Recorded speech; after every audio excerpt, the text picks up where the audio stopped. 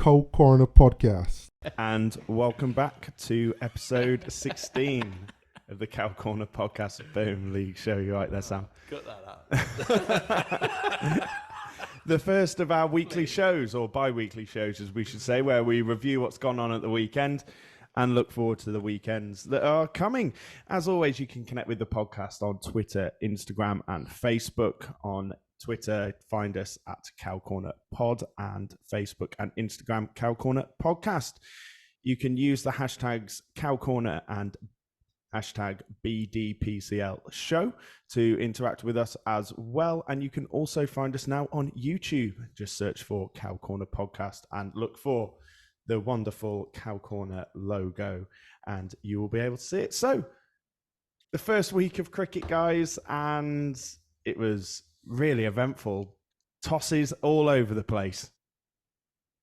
Very dreary weekend for cricket. We were called off on Thursday, I think it was. Yeah, same. I think we were Thursday. I'm really, really happy about it. Beef, I bet you wish you kind of were called off on Thursday. Coming back from Malta, hanging out my arse. I could have done with an extra week's break, but to be honest, it was good to get a bit of rust off. You know, I bowled. I think it was 3 overs, 2 in the book though. 2 in the book. So if you are watching this, you can see that I am joined once again by my good friends, Rich Man's Jack Black, Will Parton, the man with the most famous, actually, slightly, well, I don't know, I'm going to have to bring this up with you, Beef, later, but we did speak to some people, and some people still haven't heard about it, so you need to get the propaganda wagon really moving this season, and we'll try and get everyone knowing about your Birmingham League ton. What if I score another one? We're in trouble there, don't we? Malta know about it because somehow Joey App found one of them stickers and put it on the wall in one of the bars. I was like, literally in the corner where Oliver Reed died. Really? Yeah, it's pretty random, yeah. Wow. It's quite cool. Yeah. Cool. So the Maltese know it. We just need to get everyone in the Birmingham League. We've got Mr. High Performance, Andy Sutton. Your wife's taken quite a liking to that nickname, Andy. Oh no! I thought that was a private conversation, mate. Yeah, high performance in and out of the bedroom, I think was the comment.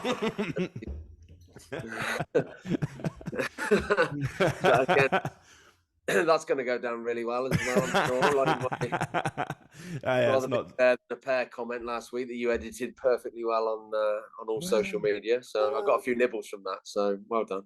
Yeah, I was going to say, how's it been? I've seen you've been liking a lot of the Worcestershire posts on Instagram and Twitter lately. You're trying to make up for everything that's happened in the last week or two?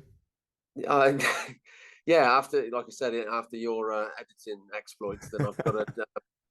Don't blame me. I didn't say the words.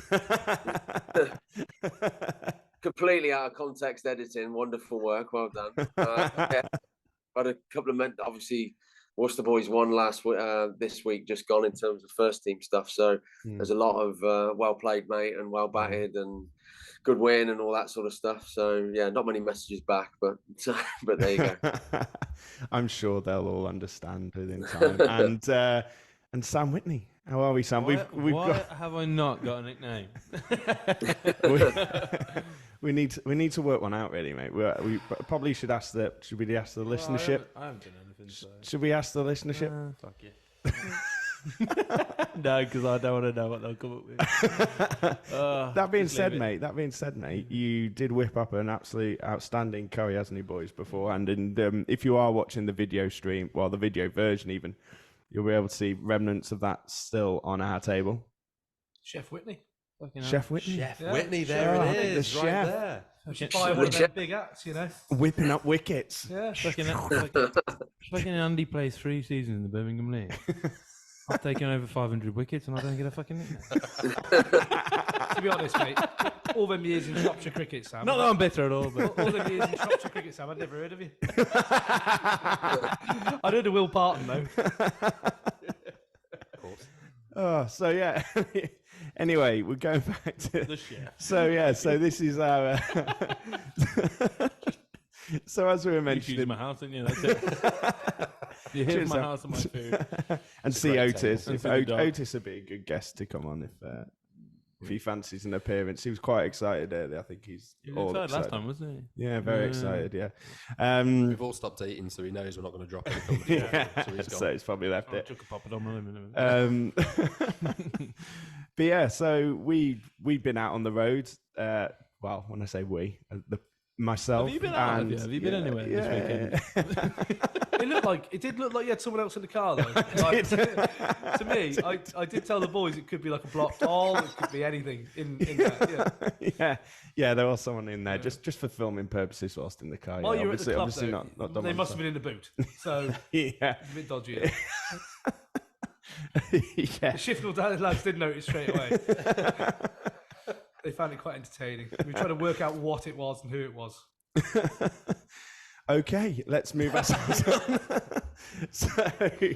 So yeah, as we mentioned, this is our new bi-weekly feature where we review what's happened at the weekend and look forward to the upcoming fixtures. So such as 1/3 of the people here who's actually seen some cricket this weekend, what were your thoughts? So obviously you were in your high performance role for Warwickshire, overseeing the academy boys, and they unfortunately lost, but made more of a game of it than it could have been at the start, possibly.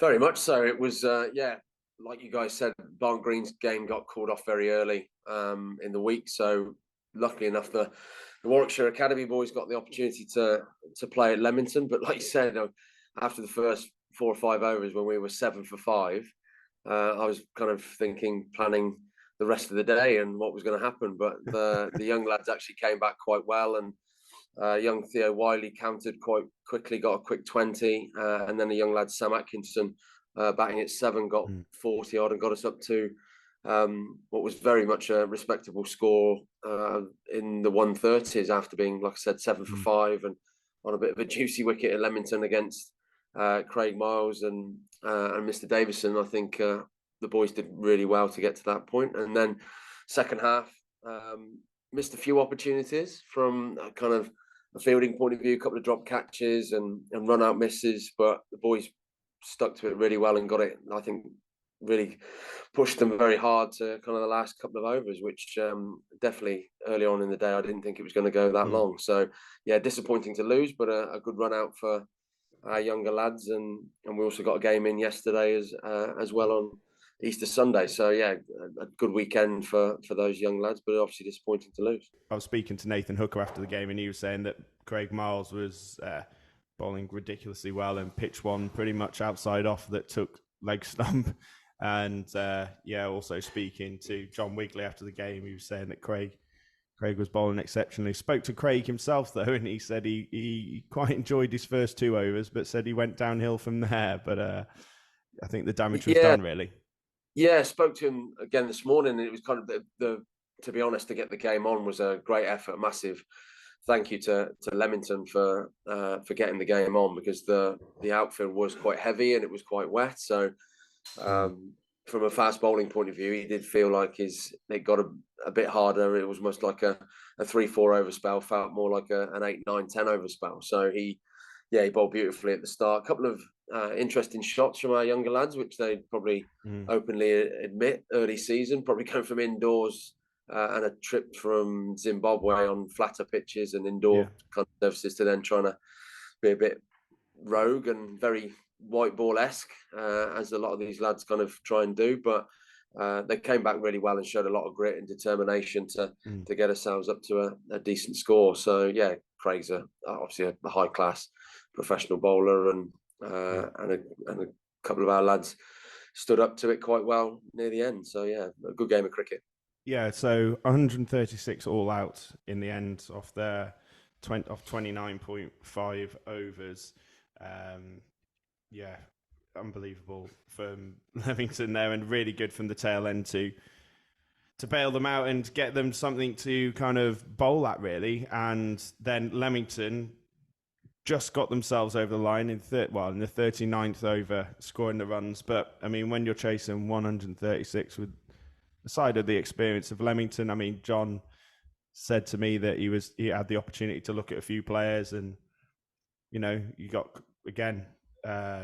Matt Payne got a solid 26. Craig Miles with an explosive 19, and Nathan Hooker and Dinnock De Silva seeing it over the line. Nathan Hooker top scoring with 27. I have to say, though, the pick of the bowlers for me was Samuel Atkinson. I thought he had a really good bowling performance for Warwickshire. And was it Taz Ali, the spinner at the bottom end?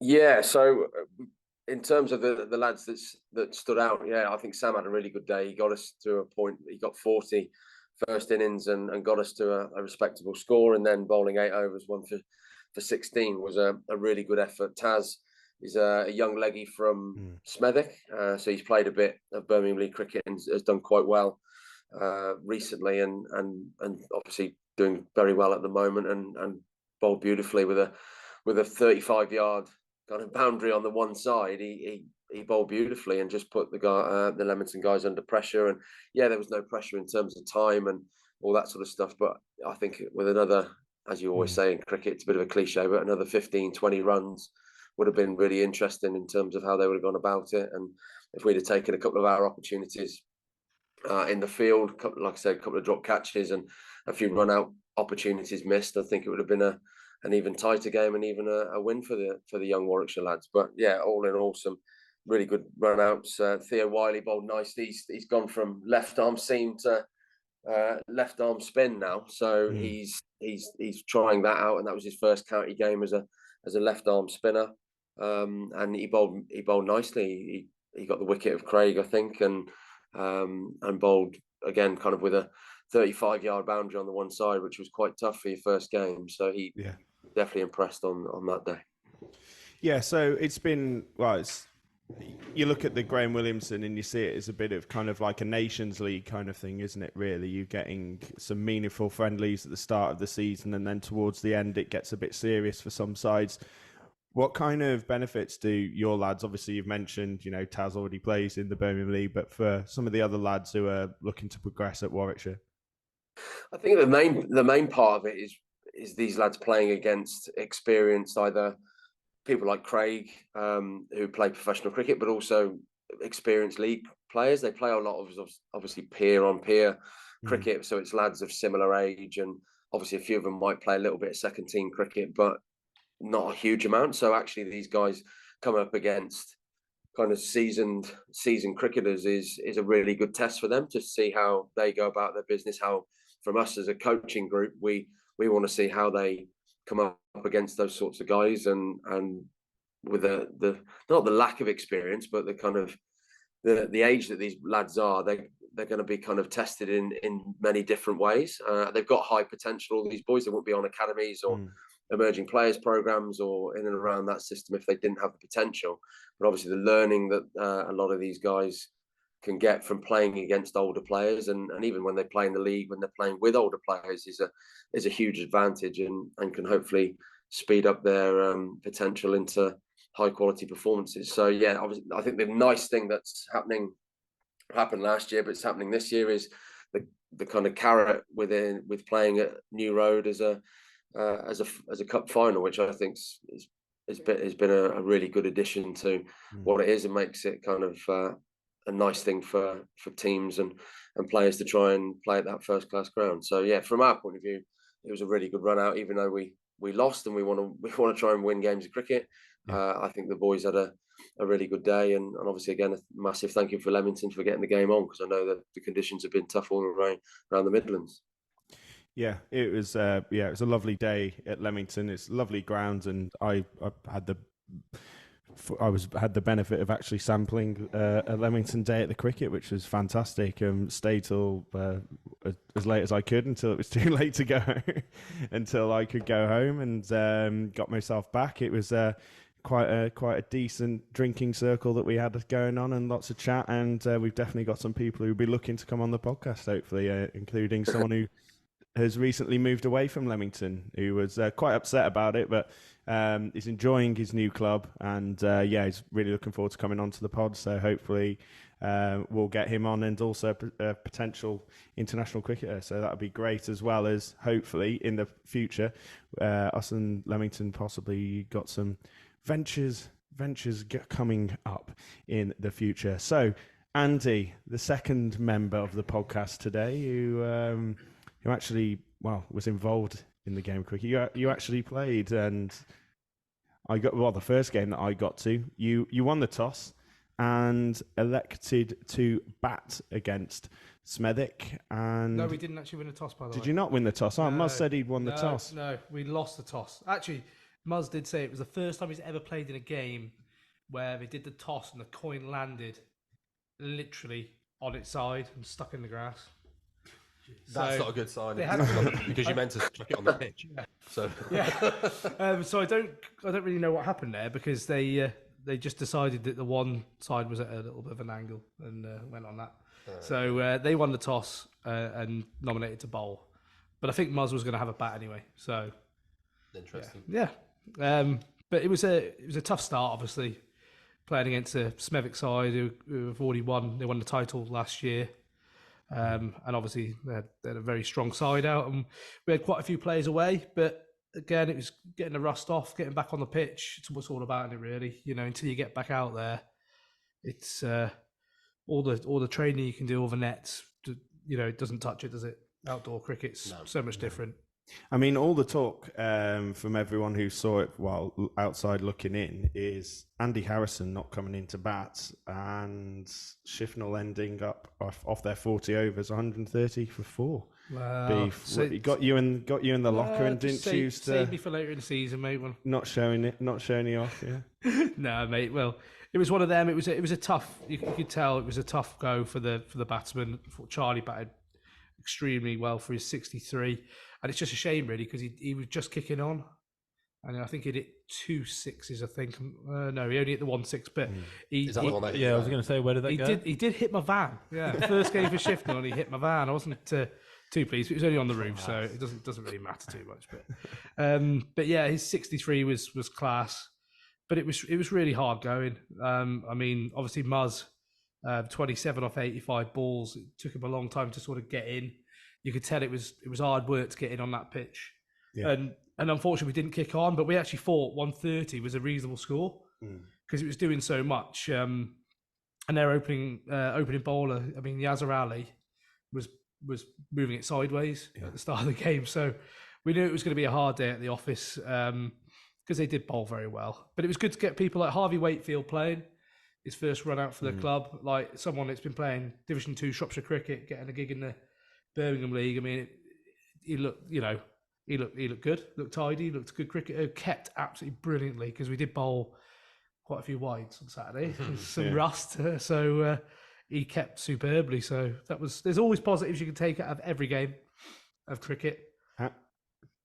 Did you just bowl only wides? I'm just looking. You've gone for 16 off 2 overs and 8 wides. Yeah, I bowled a lot of wides. Yeah. So And they weren't even 5 wides. I've just seen that. Yeah, I just. So no runs off the bat. I couldn't. No. No runs off the bat. No runs off. No runs off the bat. Just wides. So all the rest of the balls were brilliant. Yeah. Cut the wides out, mate. You've bowled 2 overs for 2 maidens. It wasn't good. Did you get hooked? Yeah, I literally, I got to be honest, I've only ever bowled. I bowled at Smethwick last year, not last year, year before in the cup, and the pitch was a lot further across. There's it's like a mound at the one end, and I was really I was landing and I was bowling almost. I was proper falling over, so I struggled big time. And it's only when the next bowler come on at that end and bowled a few wides, and the same thing. We were both struggling really. Obviously, they must be a bit more used to bowling on their own wicket and understand, Yeah. I mean, 30 wides Excuses. in your side. 30 wides in your side. Again, it's rust as well. I've just been on tour in Malta and sunk about 1,000 lagers, so it could be that. Athlete. I love that, mate. I love that. Pre-season tour. But apart from the wides, how was the bowling performance? It was good. It was good to see Ben. Obviously, he had a tough time last year. I don't know the ins and outs at Bridgenorth, but he went back to his home club, Brimbo, which I think is a waste. I'm glad he's come back into Birmingham League again, and he's been bowling at Shropshire Nets absolutely superbly, and he looked really, really good. What did you do to him at Bridgenorth, Sam? Nothing at all. He just I think he didn't even struggle really. It was just, I think,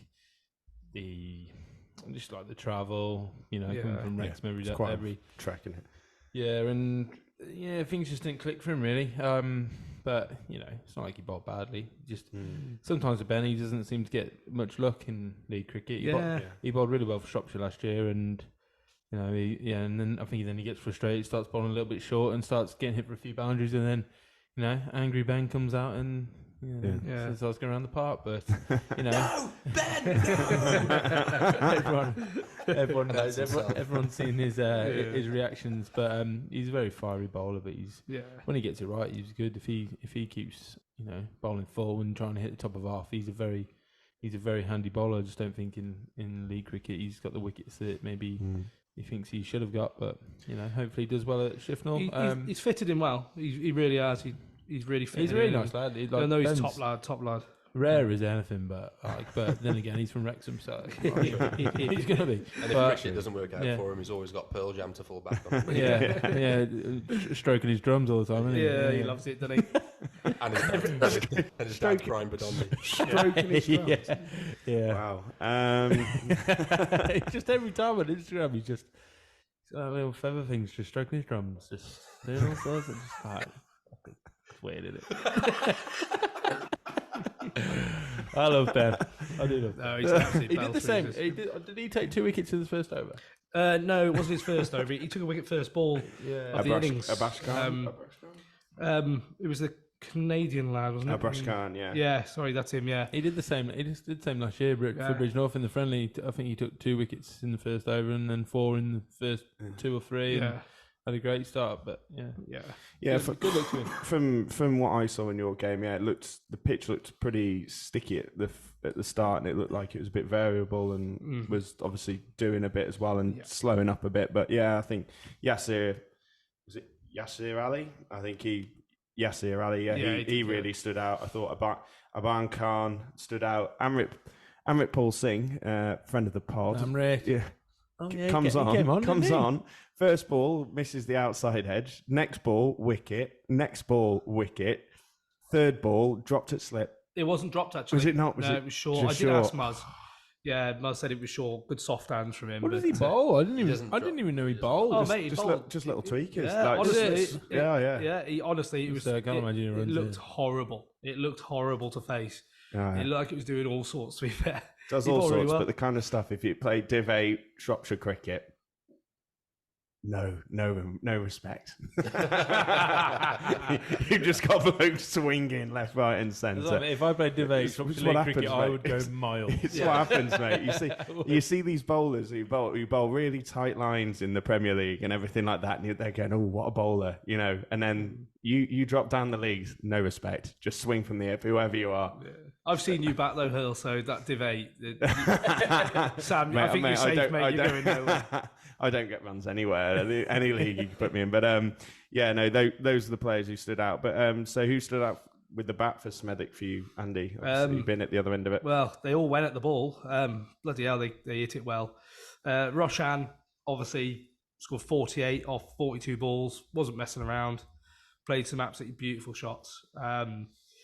He was fantastic. And then Bilal Shafayat, he looked the part as well. Not a bad number 5. Very good player. Yeah. He's all right. They were reading out all the lads, obviously, because I'm quite new to like Birmingham League cricket, so a lot of the clubs don't know a lot of the players. They were just reading out like, he's ex-county, he's playing. So I was like, oh my god, this could be over quick. And I think they were genuinely trying to knock 130 off in 13 overs. I think that was their goal. I think it was 100% Will Parton cricket. It was, wasn't it? That's your. I don't know, wasn't there? And you thought your type of cricket. And you thought 130 was a good score. I genuinely, mate, we walked off and we were like, we could bowl to that. Muzz, I spoke to Muzz and he said if we got 300, they would have knocked it off. So yeah, well, we did say that before they batted. I mean, a couple of the shots they played were just sick, just beautiful. Just glad that they chose to bowl then, really. Maybe. You wouldn't fancy going for 300 on a day like do you think that your you'd have probably scored a few more runs, or your batting lineup would have looked at it differently? Or do you think no matter what happened, 130 was probably what you'd have got? Well, it's game situation. You play a game differently. You know, it's one of them. Yeah, you know what it's like early season, sticky pitch, doing a bit. You lose a few early wickets. All of a sudden, you have to build an innings again. It can take 10 overs away from a game because it's a shorter format, 40 overs. How did Charlie get out? Charlie was hitting out. He was going for it. If you were chasing, I think it was you would have seen it through. Yeah, well, he would have done. Yeah, probably. Yeah, he didn't look like getting out, to be honest. And then, obviously, I think it was a slog sweep. He got caught. It was lovely to see him play a few shots in anger as well, because he's been in good form in the nets. It's been good to watch. Okay, so before we go on to the final game of the weekend, let's talk about some fantastic tossing. So these are all the best tossers in the Birmingham League. Shane Wills retired from captaincy. He'd have easily won that. I know. There's a garden just over the sight screens at Shrewsbury that's full of 10p's from all the tosses I've lost, and I never kept the 10p. I launch it over the sight screen every single time I lost. Do you reckon they have a little jar? Yeah. They picked them all up. So Barnt Green, they were better tossers than Kenilworth Wardens. Worcestershire Academy better tossers than Berkswell. Keep it going. Keep it going. It's fine. Can you say that? I'm not sure if you can say that. I don't know. Old as Such I can't see such right now, but Check his DBS. Check his DBS. I can tell you the result right now. So. I was the captain last season, so yeah. He couldn't play any kids though, unfortunately. They were short every week. He was like the over 50s and hurl. Oh, bloody hell, you'll start calling me the Dalai Lama next. Barnard's Green, top.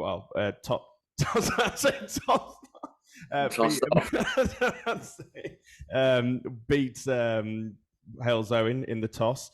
Tom tossing off Cavesi. Old Maidenhead. Oh, we've lost it. Oh my god. Obviously won their toss against Moseley. Wolverhampton out-tossed Shrewsbury. A sad toss to lose there, Will. Yeah, we actually want to play cricket, so we're all a little bit disappointed, actually. But we had a net and drank behind the bar instead at the club on the new patio. So it was nice. It looked very entertaining, to be fair. Yeah, it was all right. Yeah, you've already told me several things that I don't remember.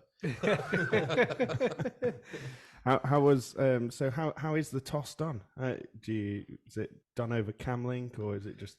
No, we just get an email. The league does it themselves. I don't like that club. Yeah, chuck them out. They're from Shropshire. Yeah. Coin landed on its side. So. Funnily enough, Nick Archer was at Leamington, and so was Sutts, and Barnt Green have gone through. Not going to say anything, Sutts. No, comment on that one. No, definitely not. Good toss. No, you know what though? Actually, I met Nick Archer. I had a really good chat with him. A really, really nice bloke. A really good chat with him about all sorts and football mainly. Oh, please don't cancel the podcast. Reel it back in after the last minute, which we could quite easily be cancelled for. He's not met Jamie Dowley then yet. I'd love to go in on him. Okay, God, come on, enough about the Shropshire League, please, guys. We're in enough trouble there. Anyway, so the final game that went ahead this weekend was Kidderminster versus Nolan Dorridge. Nolan Dorridge scoring 208 for 3 off their 40 overs, and then bowling Kiddie out for 153 off 36.2. Amir Khan 73 off 112 balls. Hamza Sheikh 42 off 62. Alex Phillips 67 off 48. But the headlines go to Oliver Cowell, who hit a 6 off his first ball. Now, it's not often that someone from Nolan Dorridge goes and hits their first ball on debut for a 6, is it? No, but he would. Yeah, if there's anyone who's going to, it would be him. How many do you get? 6. You got 7 off 3. It's all about the strike rate these days. all You're about not the watching strike the IPL, mate. Don't worry about your average, pal. All about the strike rates. But no, Alex Phillips scoring 67 off 48. Did you have a big year as well? Yeah, who picked him? Who picked him? Sucks, probably. Might have been. No.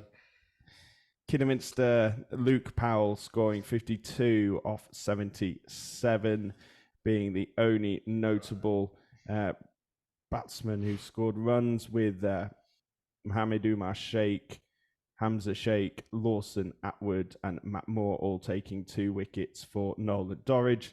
For Kiddie, Josh Tidmarsh taking 2 wickets and Dylan Griffiths the other wicket. So thoughts on that, guys? Don't know. None of us are there. Any I thoughts? think. It's a big score, anyway. First Yeah, game. it's not bad. After the weather we've had, the pitch must have been very, very good. Yeah, and it might have been as he said, AP was going to get some runs this year, but you can always bank on him getting some runs for you. With his big stride as well, early season with the ball nipping around, it probably works in his favour. I would have thought. And Pinner and Pardo were opening up, weren't they? Were they? Yeah.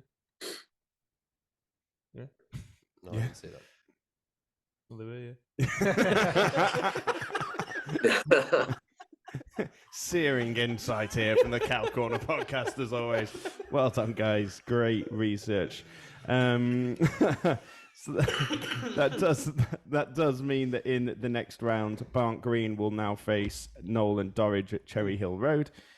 Ombersley will welcome Worcestershire Academy. Smethwick welcome Barnards Green. And the week after, Wolverhampton welcome Leamington, as Leamington are in national knockout competition next week. So, guys, early predictions on those runner fixtures. Well, we're not in it, are we? Well, No. Suts I reckon will rip him up, won't he? I reckon Go on. Barnt Green will win that. Such, you going to make yourself available for the next round? Nolan Dorridge at home?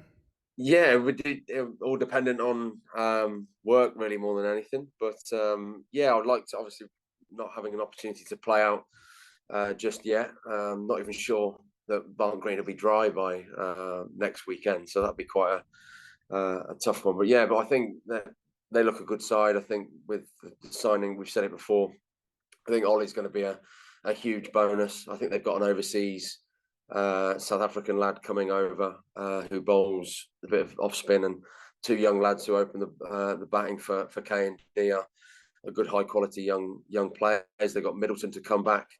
Who else are they missing? They're missing a couple of others, I'm sure, as well. So be a tough game if both Brookses are playing as well. So they could have a really star-studded lineup with everybody. I know a lot of the lads at Warwickshire want to play as much cricket as they possibly can. So they could have the full house out next time, and hopefully we will as well. So, but yeah, I would like to play and like to get an opportunity, if selected, of course. And then, yeah, hopefully start on getting some wickets and go from there. But yeah, they're a good side, and hopefully it'll be a good game, and hopefully the weather can stay dry and we can advance into the next round. There we go.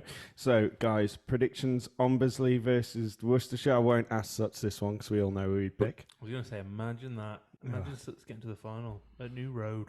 Oh. I'd rather be. We'd all be there watching as well, I reckon. rock up in my Warwickshire gear. That'd be quite good. Yeah. That's it. Yeah, that'd be class. I'd definitely turn up to watch that. They wouldn't let you in. Tough one for Barnards Green coming out to Smethwick for the first game. Haven't been tossed off the week before.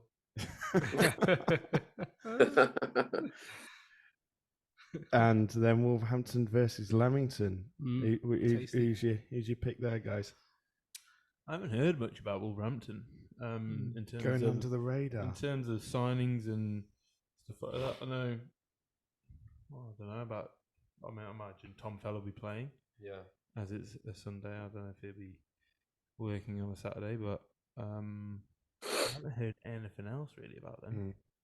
They've been very quiet. They might just turn up with like a star-studded side and done a lot of business, but not told anyone. So we're going for another coin toss? Well, I think my prediction is there'll be one team in the final without having played a game. They'll have gone through on the coin toss all the way through to the final. And then if it rains, they can't push it back. So the winner could be decided on a coin toss. Somebody could win this tournament without bowling the ball. Imagine that. That'd be class. That'd be statistician's dream. Wouldn't it? There'd be no stats. No, it'd be the first No team to stats win to a. report. You'd be like you have it in the pub quiz, wouldn't you? You would definitely be the best tossers.